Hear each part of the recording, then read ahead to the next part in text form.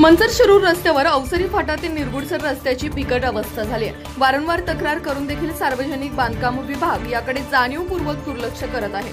मंचर शिरूर रस्त्यावर दररोज हजारो वाहने ये जा करतात। या रस्त्यावर इतके खड्डे पडले आहेत की वाहन चालकांना कसरत करताना पाहायला मिळतंय। या खड्ड्यांमुळे अनेक छोटे मोठे अपघात देखील झालेत। अनेकांनी आपले प्राणही गमावले।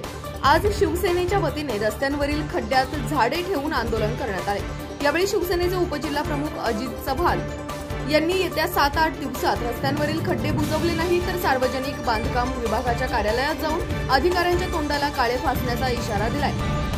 यावेळी युवा सेना प्रमुख सूरज हिंगे, प्रवीण टेमकर, समाधान हिंगे, रवी हिंगे, आकाश शेट्टे आणि वाहन चालक उपस्थित होते। राष्ट्रीय सह्याद्री न्यूज साठी प्रतिनिधी सुधीर हिंगे, अवसरी। अजित चव्हाण, उपजिल्हा प्रमुख शिवसेना।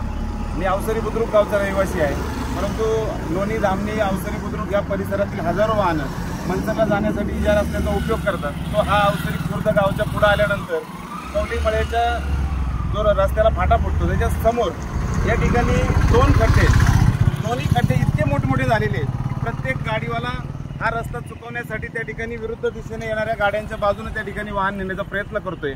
आणि गेल्या महिन्याभरामध्ये अनेक शेकडो वाहनांचे त्या ठिकाणी अपघात झालेले आहेत। अनेकांच्या ज्यांनी अनावधानाने या खड्ड्यामध्ये गाड्या घातल्या त्यांच्या टू व्हीलरच्या रिम वाकलेल्या आहेत, अनेकांचे शॉक ऑब्झर्वर तुटलेले आहेत। अशी परिस्थिती असताना प्रशासन मात्र याच्याकडे साफ दुर्लक्ष करताना दिसतंय।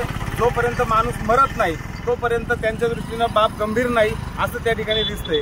त्यामुळे आम्ही आज शिवसेनेच्या वतीने या ठिकाणी शहर प्रमुख प्रवीण टेमकर आहेत, युवा सेनेचे तालुका प्रमुख सूरज हिंगे आहेत, आमचे पहाडदऱ्याचे विभाग प्रमुख महेशजी